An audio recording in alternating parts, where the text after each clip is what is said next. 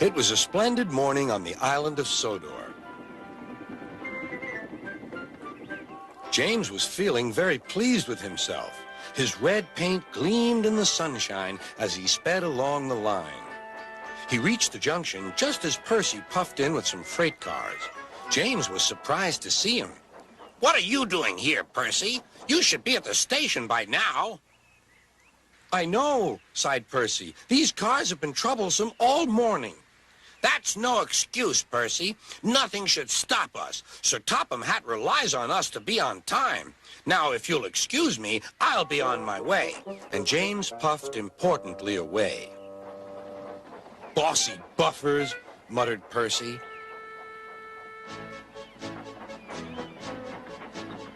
James arrived at the harbor. It was market day.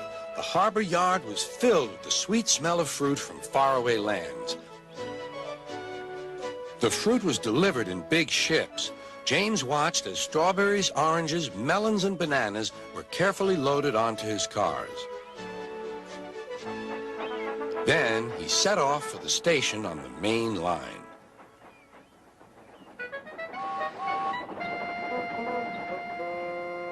On the way, he met Thomas. Really reliable. That's me, panted James. Pity the same can't be said for Percy. Goodbye. What was all that about? Gasped Annie and Clarabelle. That was trouble. Trouble for James. Just wait and see. Percy was back in the yard and busy shunting. He had the cars in good order and was making up for lost time. But the station master had bad news. What's happened? Asked Percy's driver. James's brakes have jammed. We need Percy's help right away. Percy quickly set off to the rescue.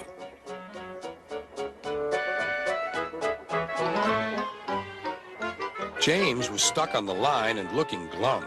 Percy couldn't help laughing. Got yourself in a bit of a jam, eh, James? A sticky situation? Be quiet. It's not funny having jammed brakes. And not very reliable either. I'm surprised you let it happen, James. Nothing should stop us engines.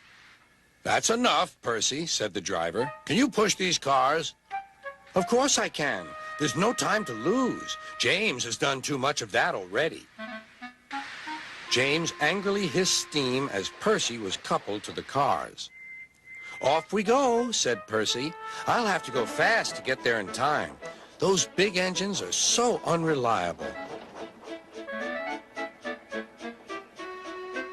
Be careful, Percy, called his driver, but Percy was in a hurry.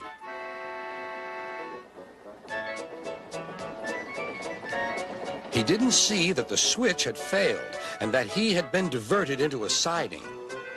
Look out, Percy, shouted his driver and applied the brakes, but it was too late.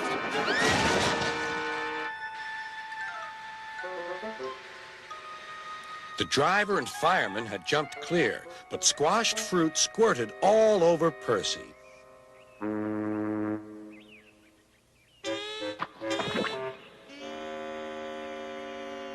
Sir Topham Hatt arrived.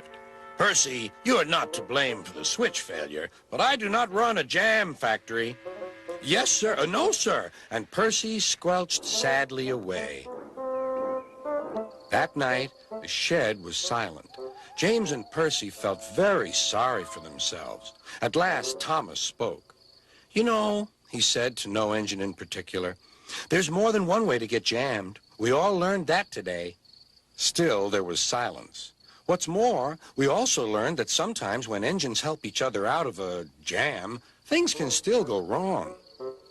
So, said a voice, so that means we learned a lot today, and therefore... Then came a chorus. We're really useful engines after all.